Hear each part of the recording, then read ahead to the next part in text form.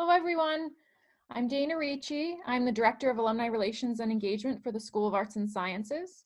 I would like to welcome you to our virtual Scarlet Speakers series. If this is your first one, welcome, and if you are a return attendee, welcome back. As a reminder, everyone is muted, so that way there's no background noise during the presentation. We ask that you use the Q&A feature when submitting questions. If we have any follow-up or need some clarification, we'll be able to unmute you.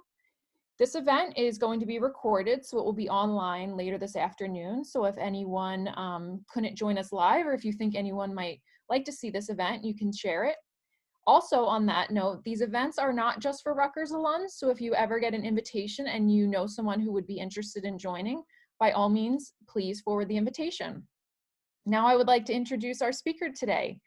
Kelley Di Dio is a two-time Rutgers grad from the Graduate School in New Brunswick. She got her MA in 1997 and her PhD in 2000. She is now the Associate Dean of the College of Arts and Sciences and a Professor of Art History at the University of Vermont.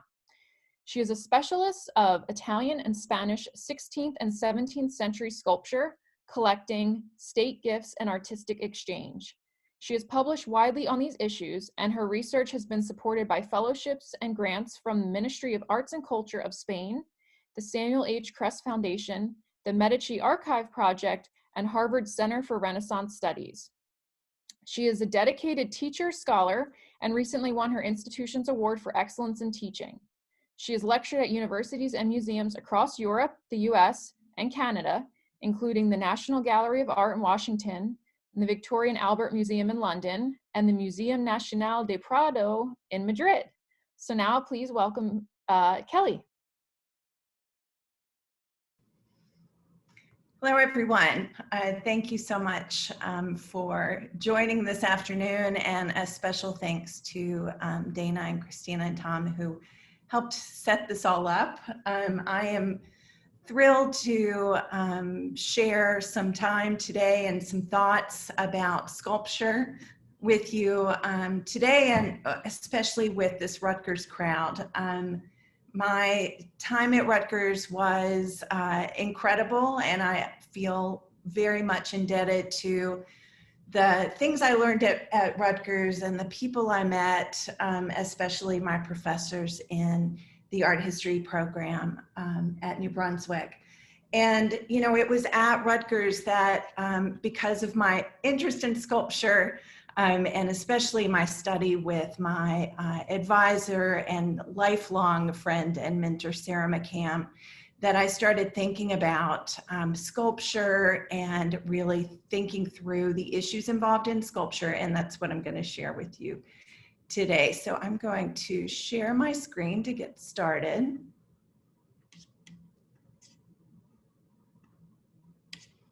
And hopefully you are seeing my slides. And I would like to start with this statue group, which is in the city of Livorno. And I start here because, as was mentioned, my field is Italian Renaissance and Spanish Renaissance sculpture, which I was trained in at Rutgers.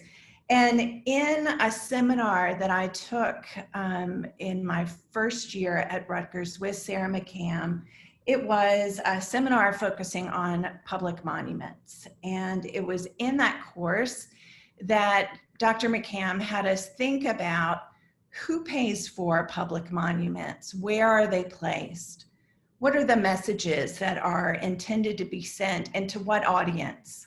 And do these monuments record history? Do they share historical truth with their viewer? Or do their meanings need to be sussed out and given context and think through, you know, those issues involved with patronage and meaning? I think I was especially interested in public sculpture, as I'll tell you, I grew up in a state filled with sculpture. But then I did end up moving to Italy, actually, right after my time at Rutgers, as I continued to work on my dissertation, actually, and lived in Tuscany, which is where this monument is located. This is a monument to Ferdinando de' Medici. And we see Ferdinando here in this white marble standing figure. And then below him are 4 crouching enslaved men. And, you know, this is kind of a shocking monument, I think, to see today. But it's not just a question of being shocking today. It was actually shocking even a couple of centuries ago. And, you know, I think it raises the questions of when is it permanent? When is a monument permanent? And when is the meaning associated with a monument or the messages associated with a monument immutable? And I think that the answer, as I'll talk about, is that they really should never be considered permanent or immutable, just as our values are not immutable.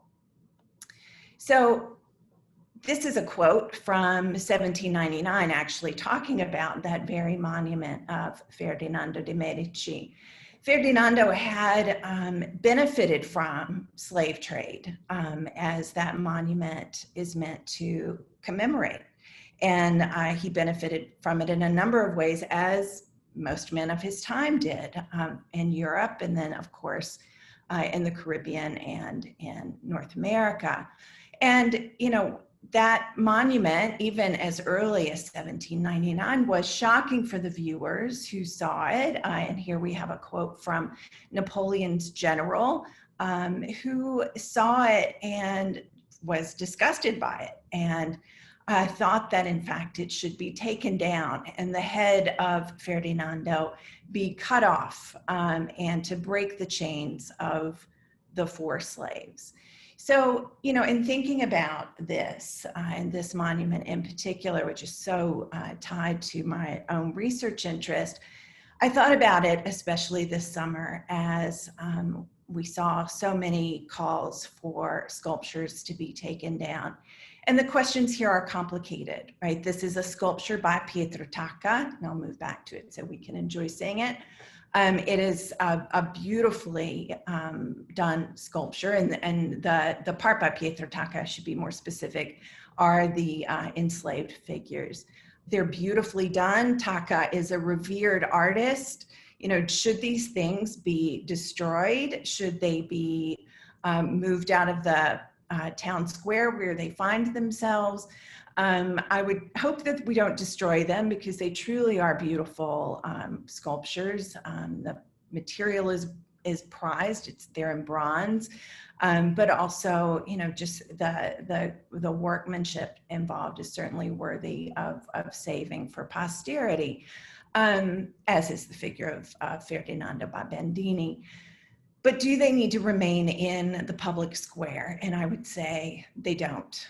Livorno, as is true in greater, you know, thinking about Italy more broadly, is riddled with racial strife. Italy is considered one of the most racist countries in Europe. And there are African Italians that walk by this sculpture. And what are the messages they're supposed to glean from looking at a sculpture like this? But histories are complicated. Our current modes of interacting with sculpture are complicated. And we need to think about them with some nuance, with some historical investigation, and to think about our role as preservers of these kinds of monuments. So I, you know, was interested in sculpture before I got to Rutgers and started thinking about monuments like Pietro Tacca and Giovanni Bandini's. But I, you know, it was sort of born into me in a way. Not only was my mother a lecturer of art history at the community college in my hometown, but I grew up in Martinsville, Virginia. And Virginia has more monuments to the Confederacy of any state in the country. There's 376 of them. And even in my very small town of Martinsville, we have a Confederate monument, which is still in place in front of the courthouse. And this courthouse is one that was erected at the end of the 18th century. So it has a great historical history, you know, a great sort of longstanding history in our town as a courthouse. But the placement of this monument to the Confederacy is really telling, and it tells a lot about why monuments to the Confederacy crop up all over the South, starting in the late 1800s and continuing through the 1960s. So, and even longer in some places. So looking at this image, so of the courthouse, we see this statue here.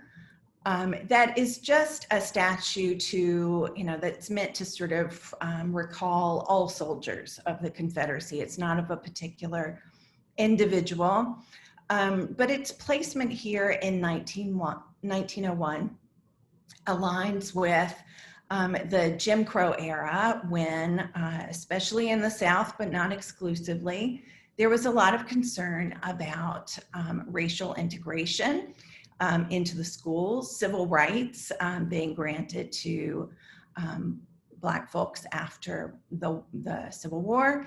And so these monuments start to pop up in courthouses, in schools. Schools are named after Confederate soldiers.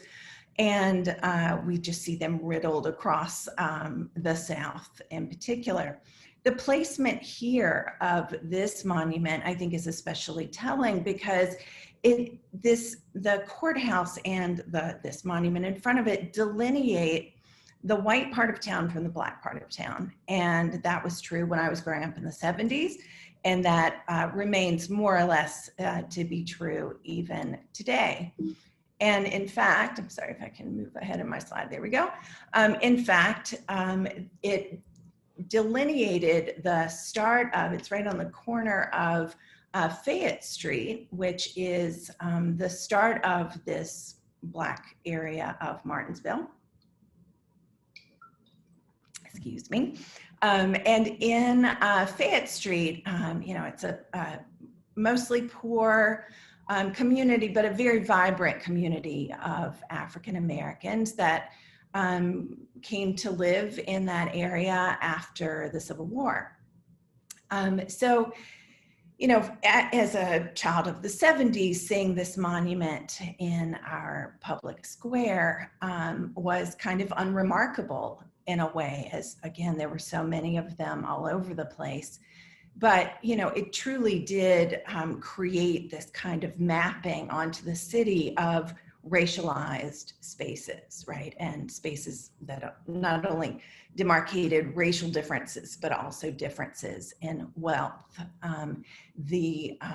So this side of town is where the poorer side of town was, and this side of town instead was where the wealthy white people of the town, and Martinsville famously had more millionaires per capita of anywhere in the United States in the 70s and 80s in particular.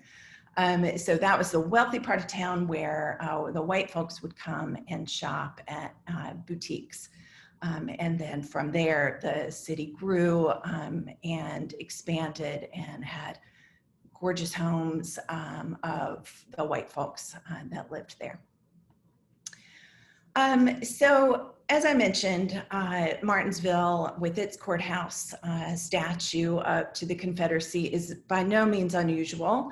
There are 1,568 Confederate monuments in 12 southern states, in town squares, courthouse lawns, and at every state capitol building. Virginia just recently voted to have, or Governor Northam decided to have the statue of Robert E. Lee removed from the Capitol building, which is kind of an anomaly still in the South to do that. But there, I think what's really remarkable is that 1,000 sculptures to the Confederacy were placed between 1890 and 1950. So decades after the end of the Civil War. And instead, their placement aligns with these moves for civil rights and for integration in the schools. And for example, we have, with Brown versus Board of Education, immediately a bronze statue was placed in front of Robert E. Lee High School in Alabama. and other such gestures we see happening across the country. So 27 Confederate monuments were added in Texas and 16 more across the South. I'm sorry, I'm going to move back to my previous slide. Sorry. 27 Confederate monuments were added in Texas, as I said, and 16 more across the South right at the time of the passage of the Civil Rights Act and the Voting Rights Act. And Confederate monuments were placed in places that had nothing to do with the Confederacy, in Maine, Oregon, New York, and other places like Wisconsin. So why are these monuments going up in this time period? Who's paying for them? And why is there just this sort of mania to put up so many monuments all over the place in this time period? And that's what I'd really like to get at. So the Southern Poverty Law Center has sort of mapped out exactly these surges that we see in when monuments or schools or other sort of monuments and names are placed in honor of members of the Confederacy in sites like courthouses and so forth. And we can see that those surges align perfectly with, say, the formation of the Ku Klux Klan in 1866, right, of course, right after the end of the Civil War. But then in like 1896, when Plessy versus Ferguson was decided, we see a real spike. You can see that NAACP is founded in 1909 and so on. But in this key period, right, is like Plessy versus Ferguson is being decided. It's just this enormous surge of these sorts of monuments and renaming of schools and city streets and so forth. So clearly there's some intentionality in this, in thinking about, who feels the need to have these sorts of monuments and what messages are they in fact trying to send and to whom, right? So if we look at who's paying for this, by and large, it is by the United Daughters of the Confederacy. And even as late as 2018, their mission statement says that they honor the memory of Confederate ancestors and protecting, preserving, and marking the places made historic by Confederate valor, collecting and preserving the material for a truthful history of the war between the states. Well, this truthful history that the United Daughters of the Confederacy purport to preserve is the myth of the lost cause, this idea that reshapes the way that the Civil War is remembered, particularly in the South, where we were taught, certainly in the 70s, when the United Daughters of the Confederacy were still vetting our history textbooks in the South, that slaves were happy, that these plantations were these loving spaces where slaves were brought and became members of the family, and that it was the Northern aggression that tried to put an end to this prosperity and this just way of life that the South had developed, and that the North was just trying to encroach on their individual rights as states. And so that's really what caused the Civil War, right? So the UDC puts monuments up. I mean, it's a huge organization with multiple branches, and it is a thing of prestige for wealthy white women to become members of the United Daughters of the Confederacy. This is still true. And they would fundraise and use their own funds that they pulled to create monuments, and it becomes a real business. I mean, there are monument companies that arise that make their bread and butter by making monuments across the country. Most of these monuments are mass produced. They're not things of great art historical value. But, some of them were commissioned from artists of note. But, for the most part, these are mass produced by these monument companies that arise to meet the demand of the UDC. So, growing up in Martinsville, which is about 3 hours south of Richmond and pretty isolated, not exactly lots of big cities around, one of the big moments of my childhood was, in fact, going to Richmond and going to the Virginia Museum of Fine Arts. But right along that way to the museum is Monument Avenue in Richmond, which has been very much in the news for the last couple of years. The Monument Avenue project was a project that really begins in 1890 with the placement of Robert E. Lee's equestrian statue, which we'll look at in just a second. But then, other monuments were added to line this sort of green path, this boulevard in the center of Richmond.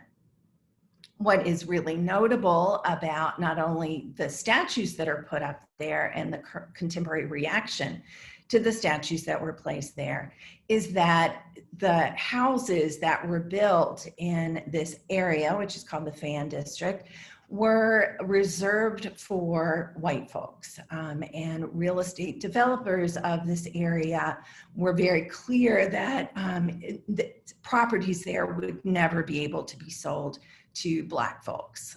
So it was, again, a real mapping of these physical spaces of the city that to racialize them and preserve their segregation in exactly the moments where there's so much legal strife to have more integration of the races in public spaces in particular. So here is the monument to Robert E. Lee. This was commissioned sculpture. Oops, I need to go back. Sorry, new to Zoom. This was a sculpture that was placed in 1890, and as I said, really starts the whole project of creating Monument Avenue, filled with monuments to Confederate generals of note. And so Robert E. Lee first and foremost. In the South, and especially because of the textbooks, again, edited by the UDC, we're very much taught to revere Robert E. Lee as the perfect embodiment of the Southern gentleman kind and caring soul who wanted to protect the South from these Northern aggressors. And so there are many, many monuments to Robert E. Lee, and they are there in part to teach future generations to revere men like Lee. And so all of that is quite intentional and an important part of their purpose and the way that they map the landscape of our cities in Virginia.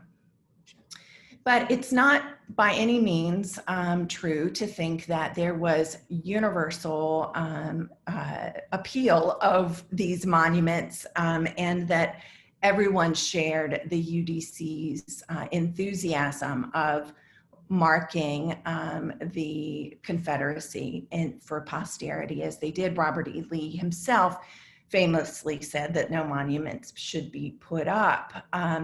But even when the monument was put up in Richmond, immediately there was an opinion piece in the Black-owned Richmond Planet. And I've pulled just an excerpt from this opinion piece that calls out very clearly the same things I think that are being called out today about this monument. And it reads, Richmond, the capital of the late Confederacy, has been decorated with emblems of the lost cause. When the boxes containing the bronze monument of General Robert E. Lee were removed from the cars, no flags of the Union ornamented the procession. only the stars and bars could be seen, the rebel yell under the folds of the flag of secession, which waved proudly after 25 years rent the air. But what does this display of Confederate emblems mean? What does it serve to teach the rising generations of the South? Why this placing of Lee on equality with Washington, Jackson, and Marion and Stewart, with Lighthouse Harry of other days? There is lacking in all of this display the proper appreciation of the Union. There's evidence that the loyalty oft expressed penetrates no deeper than the surface. So keeping in mind, this monument is going up right during the period of Reconstruction where, the South is trying to rebuild, obviously, but, is supposed to be really aligning itself, to be back as part of the Union of the United States.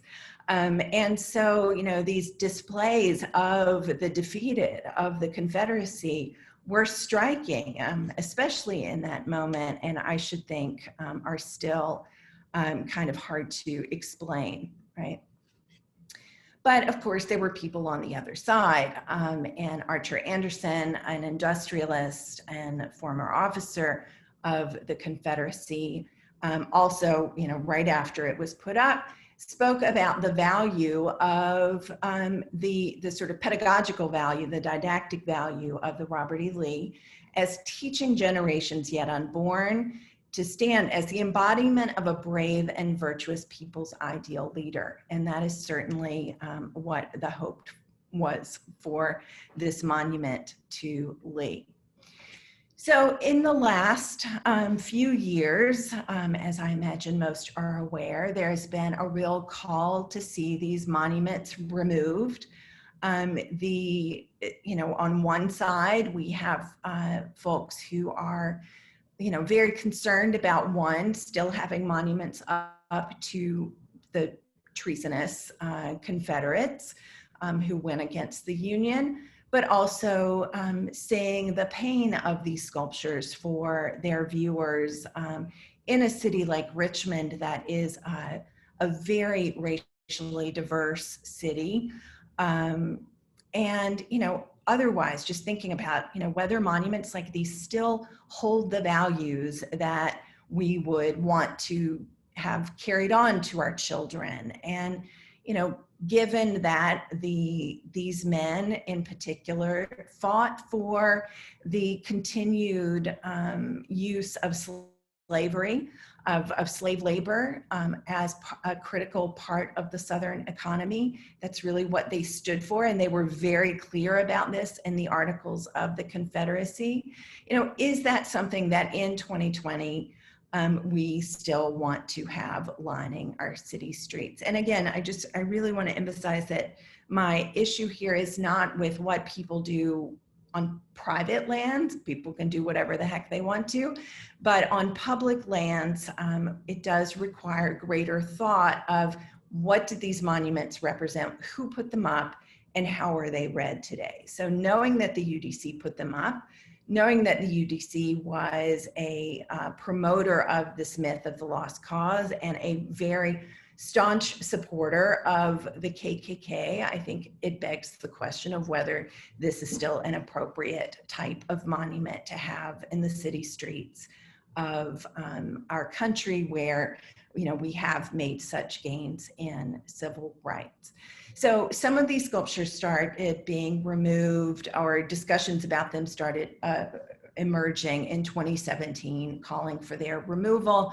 Some Confederate monuments elsewhere were removed, but the ones on Monument Avenue have been a kind of battle to figure out exactly what to do with them. A monument commission was formed.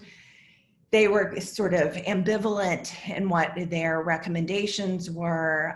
The idea was that if the monuments stay, they should be given context, or they should be moved to a museum or battleground or so forth.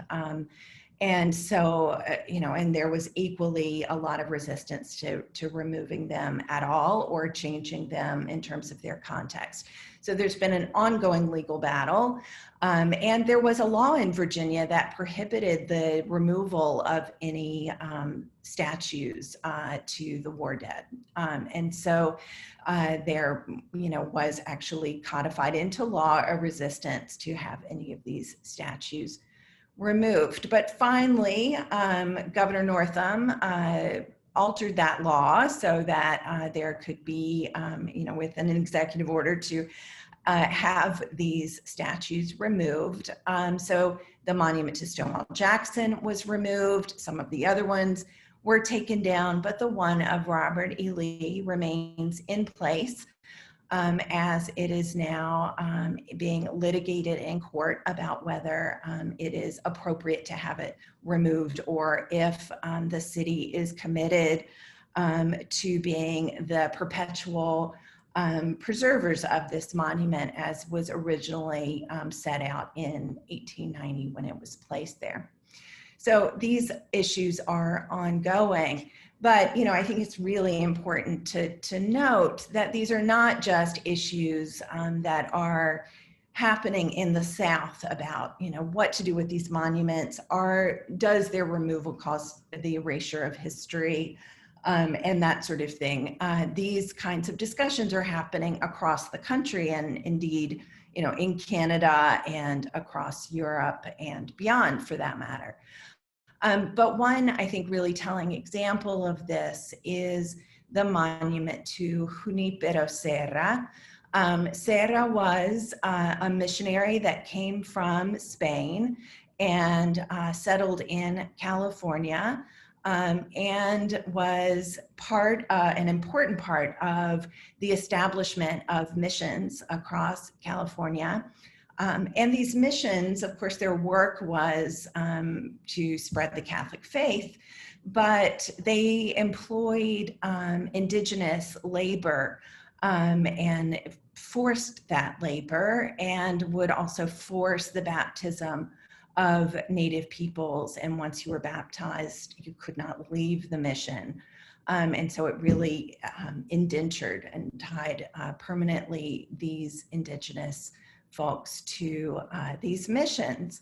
And there's been a real call by Native American activists in California and elsewhere where there are statues to Serra to have these statues removed. There are mountains named after Serra. We find his monuments in front of courthouses, certainly in front of the missions, but street names, there's all sorts of institutions named after Serra. And he was canonized just in 2015 by the Pope, despite the calls by Native American peoples to really recognize how problematic the history of this man is. And I think, Serra represents, just as Lee does, the problem of putting monuments up to individual men is that, then you are sort of stuck with the history that comes with those men. And is that something that we want to celebrate indefinitely? And I should think that the answer is probably no, right? But then there's the question of where to draw the line, which I'll come to in just a moment. So there are monuments to Serra all over the place, but there are monuments to other folks beyond the Confederacy who have problematic histories. And in the Hall of Statues, which you're seeing here from an image very recently of when Ruth Bader Ginsburg was lying in state, the Hall of Statues in the Capitol building in DC is lined with statues of all kinds of people, some of whom we may not be so comfortable with as we were when they were originally placed in this space. And there's certainly been a call to have some of these sculptures removed. States have made plans for the replacement of these statues with men and women that maybe represent more contemporary values. of that state. So each state has 2 statues that are in this hall and can make the selection of what's in them. But, you know, Junipero Serra's statue is still here to represent California, and the statue of Robert E. Lee is still here for Virginia. So, you know, there's still a long way to go in rethinking the kind of values that we place on these monuments and who they represent. And I think the thinking about Ruth Bader Ginsburg and her lifetime commitment to civil rights makes it, you know, a little uncomfortable to see her lying in state and surrounded by men whose values she very much fought against for her whole life of service to the country. But there are monuments elsewhere, not just in our government buildings, but in the public landscape. And these are 2 really telling examples. These were designed by the same sculptor, Gutzon Borglum. And this is Mount Rushmore, of course, and Stone Mountain in Georgia. Again, these were monuments that were created in these key moments of civil rights litigation and integration. And I mean that both in terms of the integration that was being fought for in the South with African Americans, but also of Native peoples across the country who were fighting for a greater recognition and to be able to get some of their land back that they had been dispossessed of. And, you know, these 2 examples are showing very publicly a real resistance on the part of the government and on the part of folks like, again, the United Daughters of the Confederacy to, you know, acknowledge and try to, you know, make amends with these peoples. In fact, it's the exact opposite. They're using monuments as a way to really reinforce the values that they hold and want to purport segregation and the continued spread of white supremacy. So with Mount Rushmore, this is land that was taken from the Lakota Sioux. This is still sacred land. And, you know, these faces of white men who that had really fought for this taking of sacred land and just of the land in general from Native Americans for the spread of white supremacy in white institutions is really striking that, you know, they be given such monumental placement and such permanent kind of placement in this mountainside of sacred value to this tribe. Same thing is true in Stone Mountain, Georgia. Here again, we have a monument to the Confederacy with the, you know, revered Confederate generals on horseback. And this was engraved into the slab of Stone Mountain. And this was done very recently, actually. This site is a really important site for the Ku Klux Klan. It is where the second founding of the Ku Klux Klan took place. The United Daughters of the Confederation wanted to memorialize the importance of this space and again, engrave it very permanently onto the side of this mountain in Georgia, what the values of the Confederacy are and that these men should be revered. There were many delays in having it finished up, but it was only completed just a year before I was born in 1970. There are other monuments, of course, that have also been called into question about what should be done with them and what their messages are. And certainly, you know, we'd be remiss not to note the sculptures of Christopher Columbus that are, you know, especially in New England, especially in areas where there's a strong Italian American community. These statues to Columbus were placed in part as Italian Americans are trying to deal with the prejudice that they faced as they were migrating to the country in, en masse, particularly after the World Wars. And, they are sort of grasping onto Christopher Columbus as proof of their long history, or Italians' long history in the United States. This too is a mythology. And, where we see Christopher Columbus monuments, like in Boston, he never went to Boston, for Pete's sake, but that they are sort of claiming and trying to promote this kind of idea of this ideal figure of Columbus, brave explorer who goes into this undiscovered land. Of course, this is the mythology, as of course these were all places that were very much founded way before Columbus got there by Native American peoples and in the Caribbean as well. But not all statues are so easy to figure out, like where their problem lies and what should be done with them. And I think this is the best example of that. This is the Emancipation Monument in Washington. It was done by Thomas Ball, and it has such an interesting history, I think, because it was actually paid for by newly freed Black men and women. In fact, it was a Black woman that gave the first donation to having this monument erected. And, but if we look at it today, I think it's pretty obvious that it's a little bit problematic, right? You've got this crouching Black man at the feet of this standing white man who is in this very powerful stance with this gesture of sort of command or benevolence. And of course, that's Abraham Lincoln.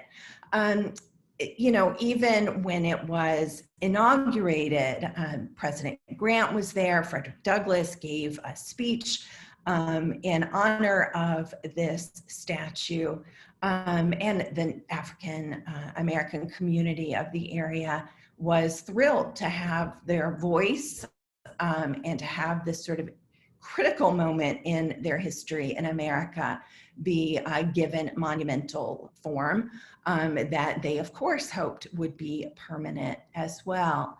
But because of sort of the problematic visual message of this racial difference between the commanding white man and the rather animalistic, actually crouching, topless Black man, all of these sort of cues really meant to emphasize this difference in wealth, prosperity, ownership, and so forth, are hard to look at today, but they were hard even in the time they were created. So like the example of the monument of Robert E. Lee, or the earlier example by Taka, there were contemporary or close to contemporary complaints about the monument. And even Frederick Douglass, who had given the speech at the inauguration of this monument, said, "What I want to see before I die is a monument representing the Negro, not couching on his knees like a four-footed animal,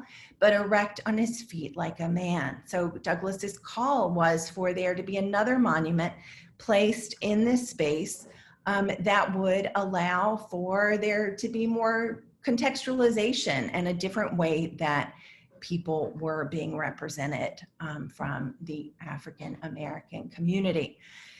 But I don't want to, leave without thinking about there being options. And there are options in moving forward and thinking about the difficulties of some of these sculptures, thinking about the communities that are interacting with them today and what need to be done with them.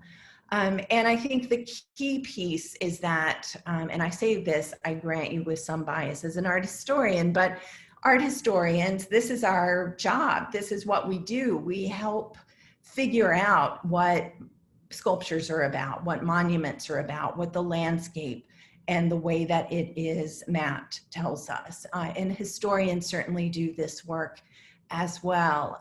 We need to be brought into these conversations to provide information and to do the research necessary to get the full story out. But we also need to bring in public voices that of these communities and understand better how people are interacting with these spaces, and think about ways to expand the scope of what we think about as monuments. You know, do we want to have monuments on site that counter, as Frederick Douglass argued for the Emancipation Monument, and to give them context? Do we want to add plaques to these spaces that can help educate about their true history and meaning? Do we need to remove them and put them in museums, battleground cemeteries, memorial parks, whatever it may be? Do we try to think about how to reappropriate their imagery, as has been done most recently by Kehinde Wiley, and I can show a quick image of that. Do we reactivate them through other sorts of artistic interventions like graffiti projections and other sorts of interventions, or frankly, in some cases where they are cheaply mass-produced objects, do we just find a way that we can maybe recycle them? And so just, I know I'm running out of time, so I'll just go very quickly to say that, you know, other countries, of course, have had to grapple with these same issues. In Budapest, they created what's called the Memento Park to take out of the city streets monuments to communism and put them in this space all together so that they're preserved and given context, which I think is quite an interesting example. We have interventions by artists like Fred Wilson, who argues through his installations in museums, like his very famous 1992 intervention called Mining the Museum at the Maryland Historical Society, that we need to think about the full history of these objects and give them, you know, re-elucidate the members of society that are not being memorialized but should be.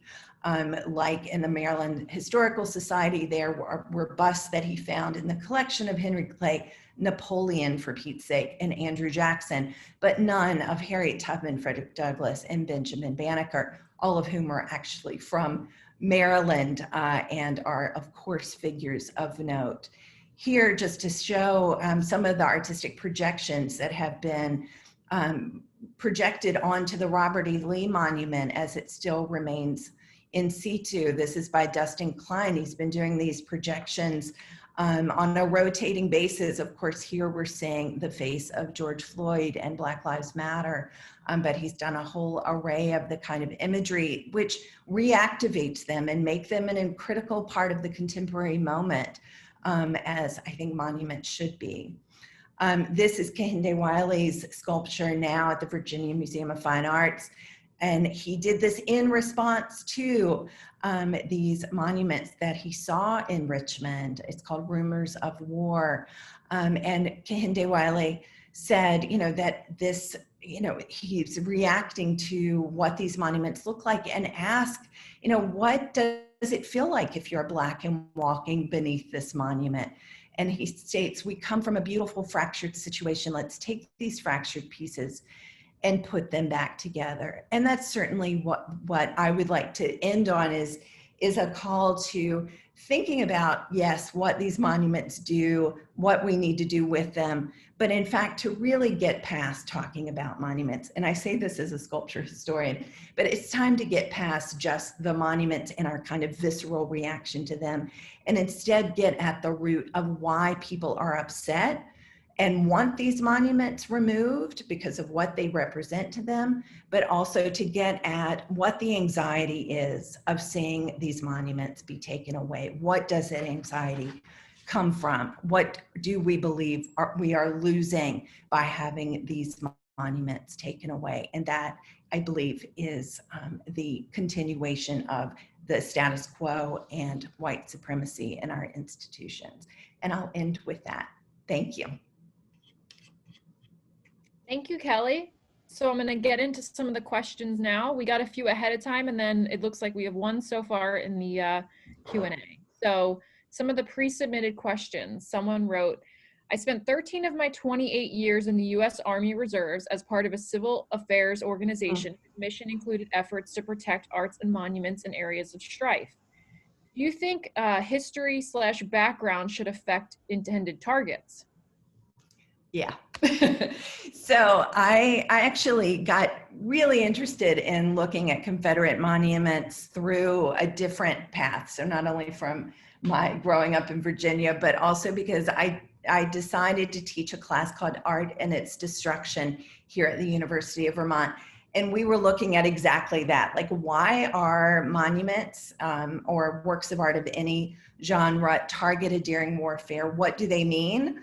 And monuments commissions, like the one that the questioner was a part of, that are part of our military, you know, we need to think about what needs to be preserved. But again, why is it that, you know, monuments have always served this purpose of, you know, in war being destroyed because they get at the heart of the people, right? And we see that as, you know, this dramatic show of the change in leadership. I think of, for example, when the Saddam Hussein monument was toppled. You know, we need to think about what these monuments represent, what art is part of a greater cultural universal that needs to be preserved.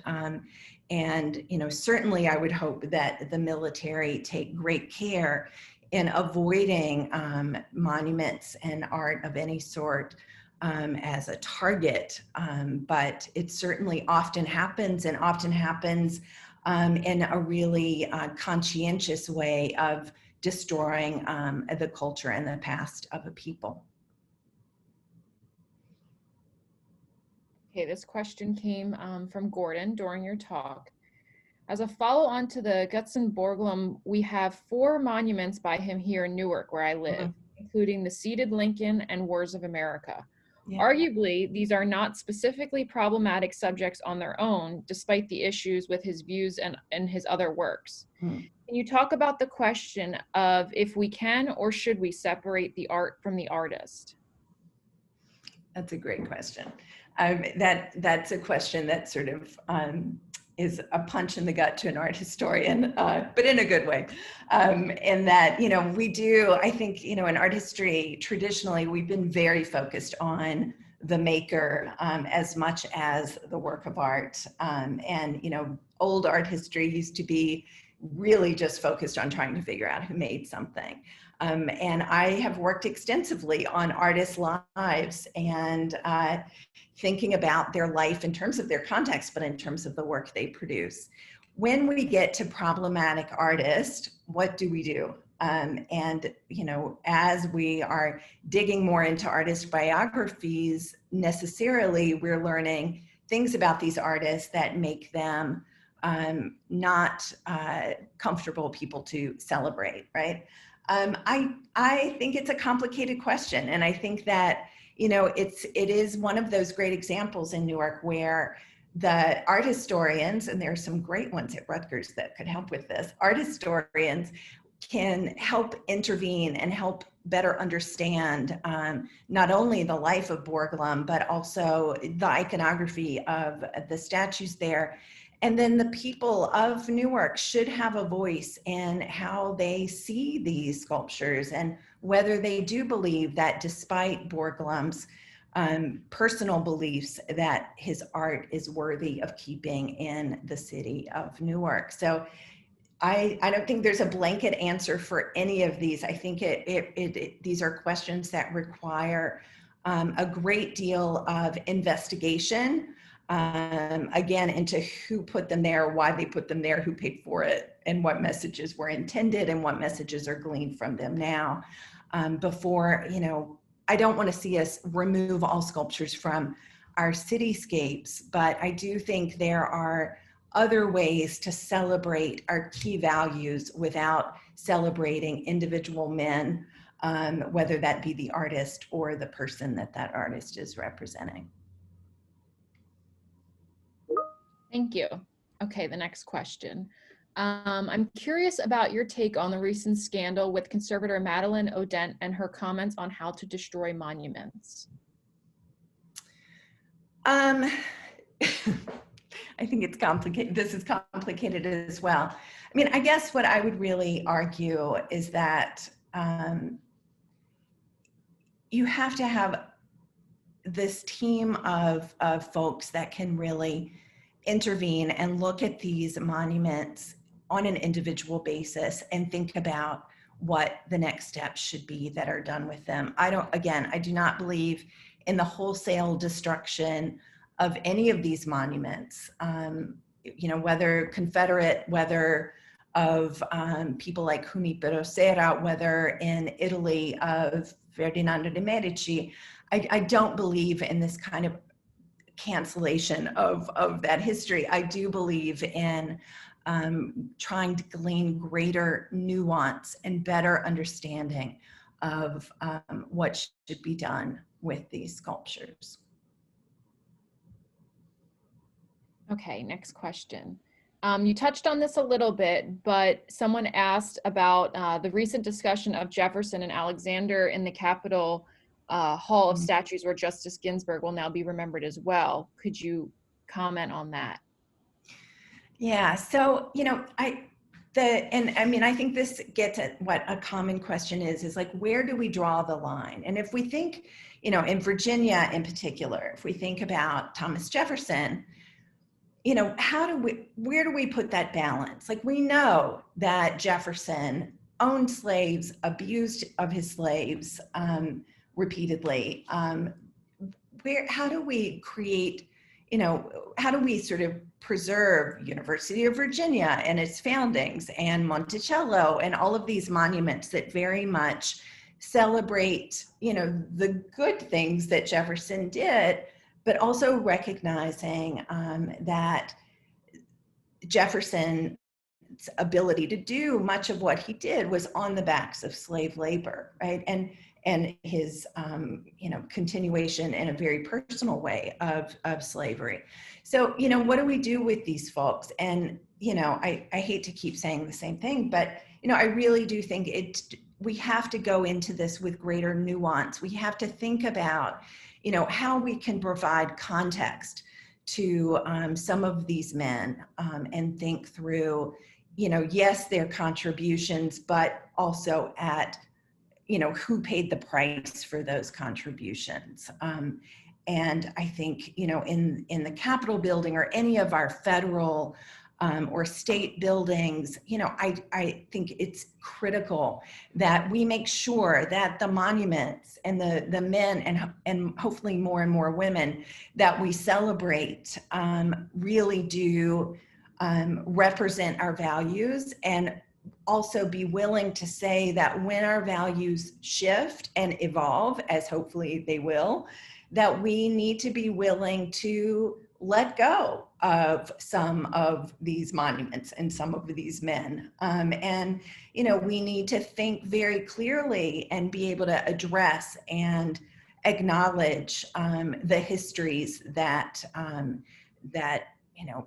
our institutions were built on. I've focused most, today and in my scholarly life thinking about these monuments on monuments of the Confederacy, but there's a whole story that it still needs to really be elucidated about Native Americans and their dispossession of land. And I mean, our own institutions, were built on these very lands, so what do we do with that? And I don't think it's a call for shame exactly, but it is a call for acknowledgement and understanding that we can, in fact, acknowledge these problematic histories without, canceling them out, this whole sort of move to sort of cancel things. I think that's dangerous. I think we need to be able to acknowledge, contextualize, and educate more than anything. Okay, I know we're at the 1 o'clock mark, but we do have some more questions. So if people want to stay on, I'm going to try to get through some more of these questions, if that's all right. Sure. Rory sent a question. Confederate monuments aside, where they were clearly created to send a signal post-Reconstruction, why do you think the opinion of a small number of people who judge historical figures by today's standards should determine which statues stay and which go? I live in the UK, and we see this with the targeting of statues of Churchill, Hans Sloane, and Edward Colston. Yeah. Where the balance of their contribution to culture and history far outweigh anything that they may have said or done judged by today's standards. So is that true, I guess, would be my question. And I think that, you know, a figure like Colston, again, to acknowledge that Colston was able to be the philanthropist that he was because he benefited directly from the slave trade is critical. Like, we cannot just focus on his charitable work without acknowledging who paid the price for him to be able to do that charitable work. So again, it is a question of really acknowledging the history. And I think, you know, if we're looking at the UK, or if we're looking at Italy, where there is not an enormous population as compared to some places in the United States anyway, of African Americans, does that mean that they should not, in fact, have a voice about what they pass by on their city streets, especially if those are monuments to uphold white supremacy and to celebrate men who benefited from the enslavement of their ancestors? I personally don't think that that's acceptable with today's values. There are other ways that we can preserve that history and give it nuance without having these statues and names of buildings or charitable organizations after these men who benefited from slave trade. I think it has to be acknowledged. Okay, next question. This person wanted to know your thoughts. Do you think creating a park for removed statues might have an unintended consequence of creating a space for renewed celebration by those who remain devoted to their meaning? They're thinking in particular the tombs, burial sites of dictators. Yeah, I think it's a great question.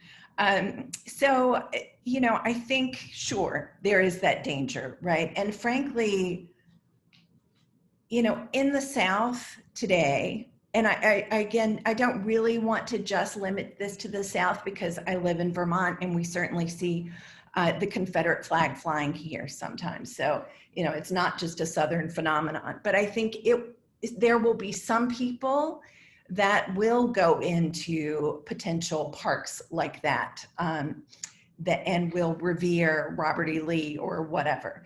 Just as they do Franco in Spain or Mussolini in Italy. But, you know, do we not, I mean, what I offer that up as a possibility, because I do think, like the Memento Park in Budapest, you know, there's such extensive contextualization about not only what these monuments represent, but what the impact of communism was on the people of Budapest that were so affected by the rulership of these leaders that have their statues there. I mean, it's an educational space to go through. And I think it's a really haunting space to go through. And, you know, it does allow us to sort of face up to that problematic history, you know, if we move those statues to, say, a Confederate memorial park. I mean, we also, you know, have Confederate battlefields across the South that are still, you know, protected lands, right? So it seems to me they'd be a perfect place, or Confederate cemeteries would be a good place to put some of these monuments, because they already are places where people that really value that history of the Confederacy or just fascinated by it flock, right? So, you know, I think that's okay. I just don't think they should be in these public spaces like the center of Richmond, Virginia. Okay, I think we have one last one. And there have been some discussions about this, about possibly moving these monuments into a museum. Mm. Thoughts on that? Well, as I said, in Virginia alone, there's 376 monuments to the Confederacy and about 1,600 across the South. If people want to start building new museums to hold these things, maybe, but there's not enough space in museums that would even be appropriate to hold these things for them to go in museums. I think the ones that do have some artistic value, if they were produced by a particular artist of note or have a particular unusual value about them, then, you know, maybe a museum, maybe a Confederate battlefield, or so on. But, you know, the countless statues of these just representative Confederate soldiers, like the one in my hometown, you know, what are you going to do with all of those? I mean, I think, you know, I should say that the courthouse where in my hometown is now a society that I think is the Martinsville Historical Society or the Heritage Society. And sure, I mean, there's so little monuments or other things that we would need to house in Martinsville, Virginia, that I think they would probably have space for it inside. I just don't think it should be in the front of the courthouse anymore. I mean, even if it's not the courthouse anymore, it still delineates in an important way this marker of segregation in the city, and that's what needs to change. So museums, sure, if they want them, but museums, you know, are so poorly funded and have their own issues of space and storage that I don't know that there would be many that would be able to take all of these sculptures on. All right, I want to thank you for sharing your time with us. There were quite a few people in the Q&A thanking you, and they enjoyed this talk. So Yeah. thank you. To everyone still logged on, we will be sending out a post-event survey as well as a link for the recording. So if you'd like to share this with anyone, by all means, please do. And just to let you know, our next speaker next week is going to be Ken Walsh, who is a Rutgers College alum, class of '68. He is a journalist, historian, author, White House and political analyst. He is going to present Crucible, Presidential Leadership in Crisis. So that is next week. And we hope you'll join us. Thank you again, Kelley. Thank you so much. Have a good day, everyone.